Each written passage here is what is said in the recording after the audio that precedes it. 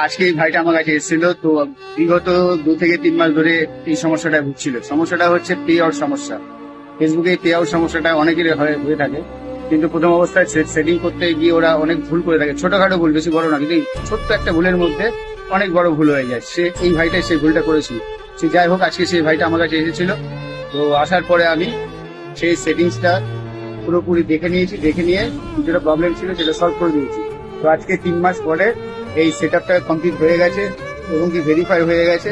সেটা দেখে আমার ভাই কি বলছে একটুখানি আপনারা শুনুন। আমি এসেছিলাম এই দাদার কাছে। আমার পে আউট সেট আপটা অনেক দিন থেকে প্রবলেম ছিল, অনেক কাউকে SMS করলাম, কেউ রিপ্লাই করলো না।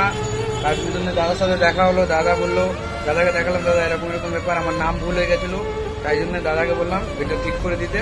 তাই W8 ভেরিফিকেশন আপডেটটা ঠিক করলো। সামনে আছে 18 তারিখ 2026, এটা আমার আপডেট হলো আজকে এসে। দাদার সাথে দেখা করে অনেক ভালো লাগলো, দাদা ঠিক করে দিল, দাদা তার জন্য আমি অনেক ভালো হলাম। তাই জন্য দাদাকে একটু সাপোর্ট করো।